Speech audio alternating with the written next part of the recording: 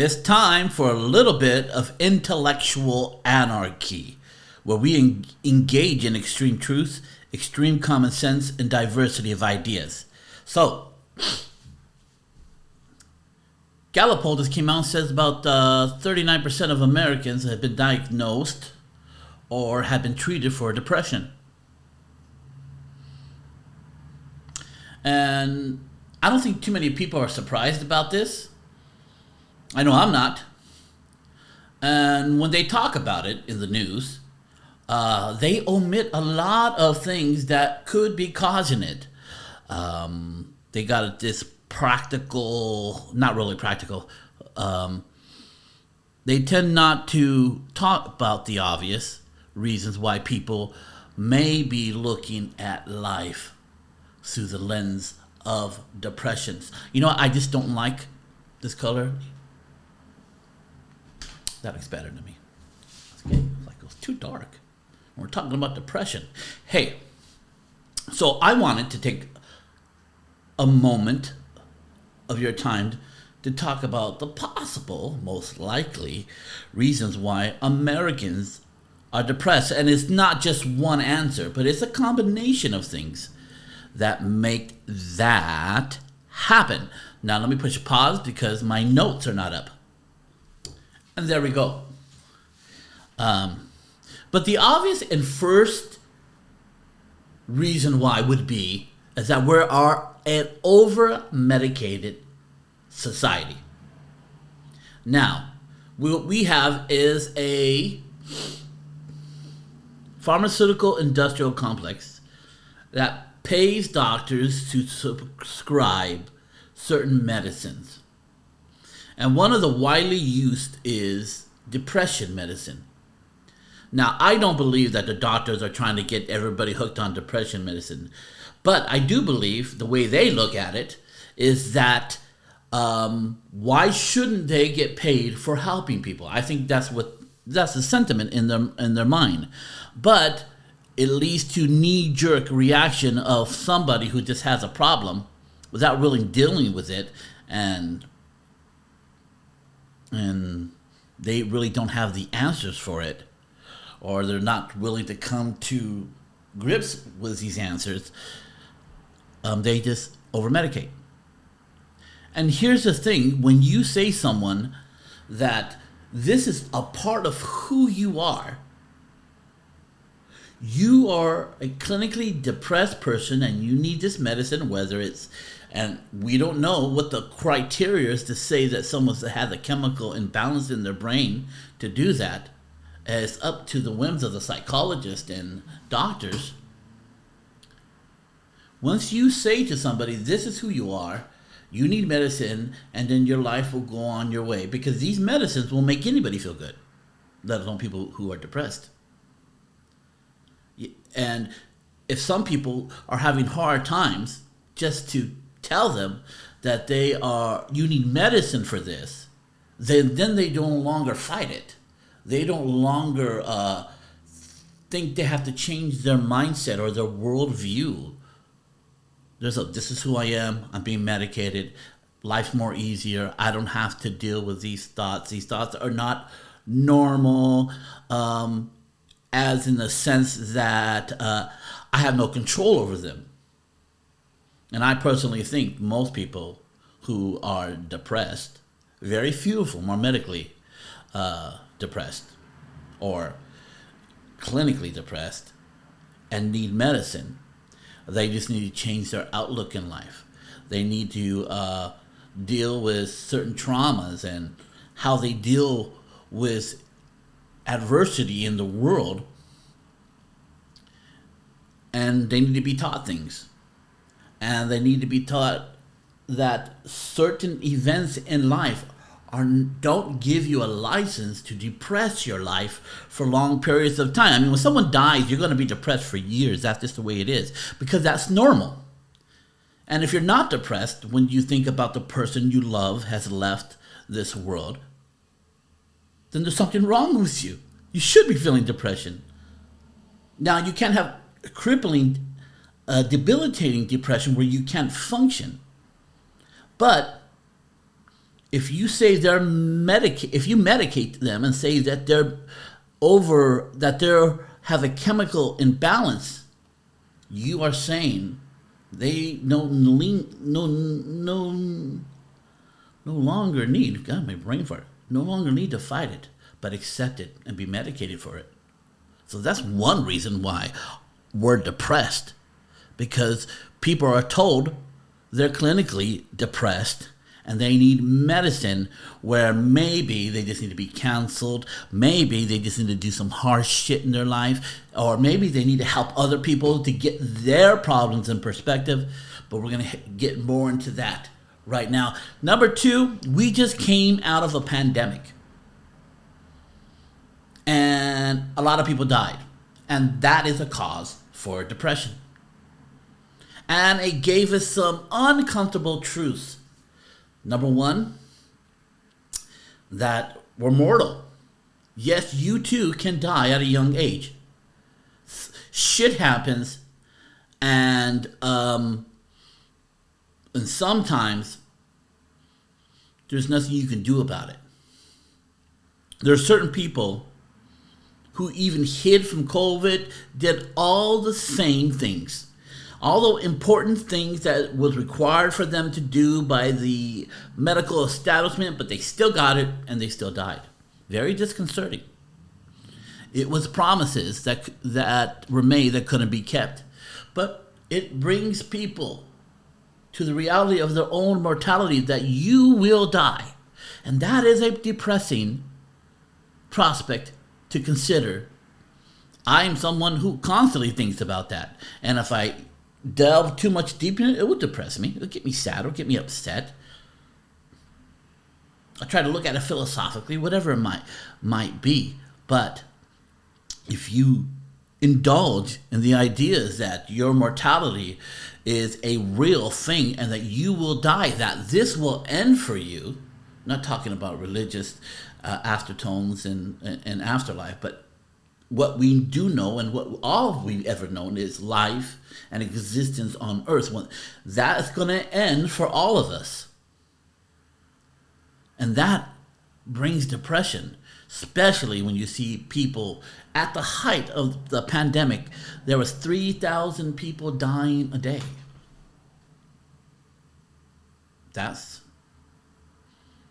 will bring depression. It also told us the truth about people, that when people are faced with something like a pandemic, the license to act bad, to act mean, to act violent was accepted. People started to hate their neighbor. People started to behave badly, buy up all the toilet paper. I don't know what they thought was going to happen to their ass, but the first thing they wanted to make sure that no shit gets on their hands. That's what they were scared about. Who cares about dying? I don't want to touch my shit.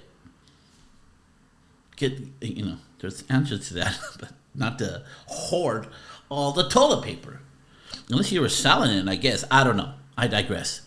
But, man, people were tyrants. People were tyrants. And the media and the government allowed people to act like tyrants, to turn on their neighbor, because they felt people should act a certain way in this pandemic. A license to act bad.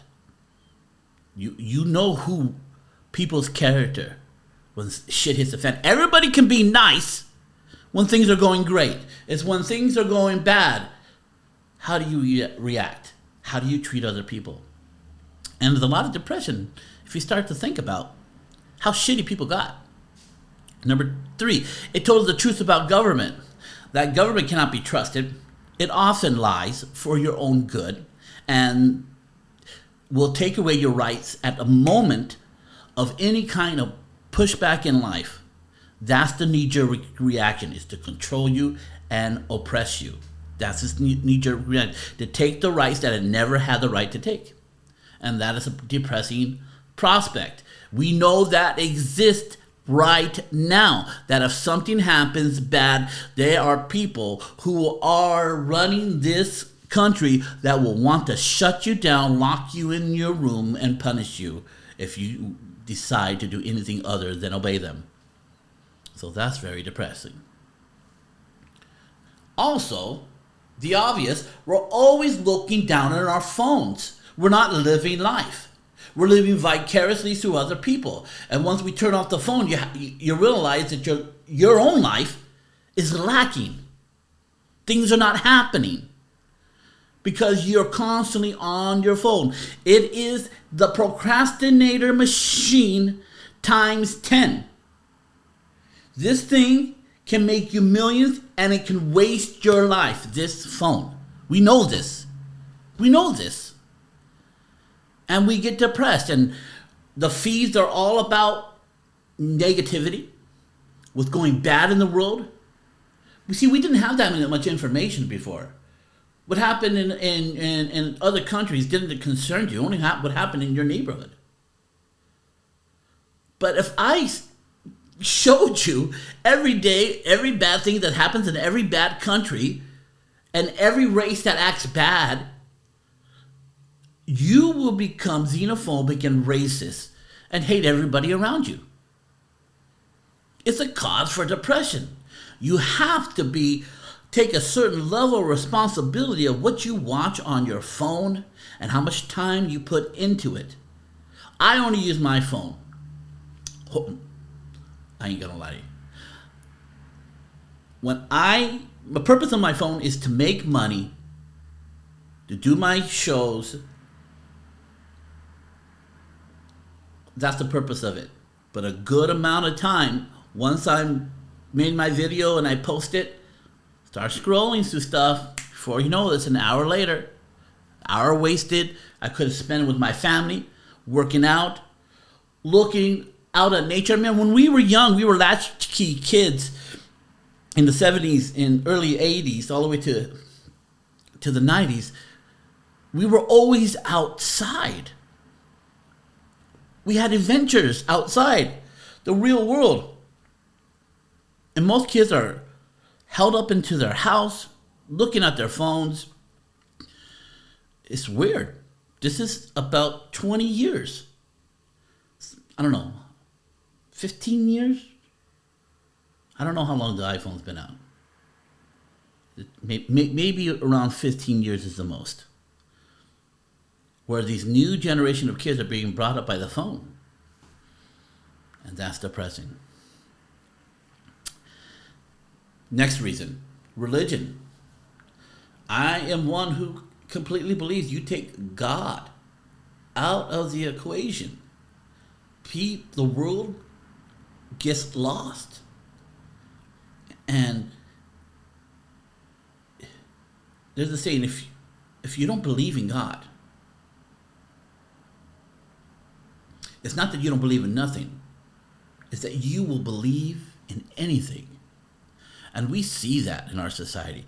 We are believing crazy shit right now in our society because we have divorced ourselves from the ultimate truth, which is God. And we're trying to find meaning without God. And atheism decides to try to kill God, not really caring about the answer to meaning in life. It doesn't bother to try to answer. Some do. They say poetic things about being part of the dust of the universe, but ultimately it means that you are just one big mistake. And whatever rules or value systems that you have created came through chemical processes in your mind, they really mean nothing. That's the ultimate. If you reduce these beliefs that there is no God and that we came through random evolution,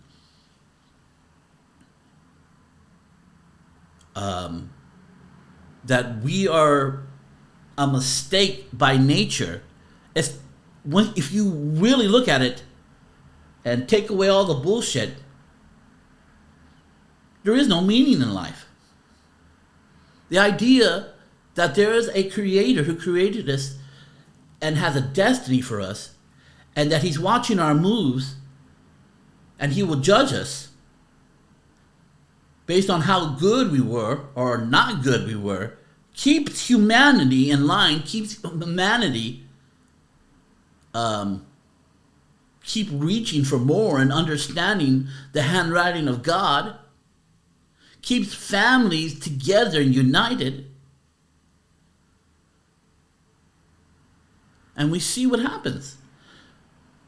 When you have purpose and destiny and meaning and created in the image of God, and you get pull that all away and say, figure it out. Well, a lot of people are going to be depressed figuring it out, trying to look for an answer that they don't want to face, that is not very appealing, that whatever meaning you attach to life is fake. And it's just your mind making chemical reactions to deal with certain truth. That taking God out of the equation will definitely add to your depression. Last but not least, we have a new belief in our society that your emotions matter. And emotions are important. But you're asking the world to take in your emotions and having the world change according to how you feel. We're having people making bad decisions based on what makes their heart feel good, as opposed to doing good. And emotions change through every moment, through every day, through every circumstances. So you cannot build anything on emotions because they change all the time. You can build emotions on truth and identity and feeling pride and purpose. But if you make emotions your foundation, there is no foundation. It changes. And that's why so many people can react like this on a dime, acting crazy, acting violent, because their foundation of how they think is 100% dependent upon their emotions. And guess what? That will lead to depression 9 times out of 10. Having erratic emotions, emotions that change with every whim of the wind, brings no stability, and no stability brings depression. Don't fool yourself. Your emotions should not lead your thoughts or your life, but it's the truth that should lead your emotions and your life. And what is your truth? Do you know what your truth is? My truth is that I am a constitutionalist American, proud to be American. I am one who follows the teachings of Jesus Christ. I am one who believes in personal responsibility. I'm one who believes in capitalism. I'm one who believes that hard things make you stronger and that failure is a stepping stone to success. There's a variety of things I believe. And no matter how I feel, I come back to these truths to bring my feelings back into line. Your emotions don't matter. They don't. And you shouldn't make them matter. One of the greatest things to get over your stupid emotions is to help other people, to get perspective, is to do hard things, difficult things. Set up difficult things that challenge you in your life. Join jiu-jitsu or boxing. Get knocked out. Get choked out a little bit. It'll put perspective and humbleness into your mind. It is what it is. But your emotions don't matter. Your belief system matters. Your value system matters. Your principles matters. Your standards matter. Look, I am at the cusp right now of opening my online video course called the Identity Redesign Matrix. This online video course goes in deep on how to create a more powerful intellect and identity to compete in life, to compete in this new futuristic economy. And a lot of you just don't have the foundations or the principles of what it means to be successful or to be someone who has an unshakable constitution. The links to this new program will be in the show notes. This QR code will link you to it. Plus, right here, jamessalazarmedia.com/link will link you to this online video course. It is 30 years in the making of being a youth pastor, being a public speaker, being a life coach, being an opera singer, being a rock singer, counseling, ministering love, and helping people in the inner city. All what I think truly works and brings true transformation, all in one video program. 35 years of everything I know that works. I put it in a video program. Most of the time, you would have to hire me as a coach, but I wanted to have one program that anybody can purchase without having to coach with me personally, that they can still get this information if they truly want transformation in their lives.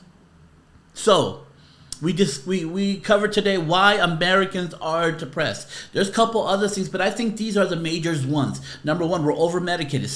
Stop accepting the diagnosis of your doctor. Challenge it. If you have a chemical imbalance, tell them to prove it. If they can't prove it, then maybe you should change how you look. That the program will help you with that. COVID-19, we just came out of something that killed millions of people. There's going to be some leftover depression from that. Get your ass out of that iPhone and get out into life and enjoy and breathe. God made this beautiful world. Get connected to God. I believe there is a God.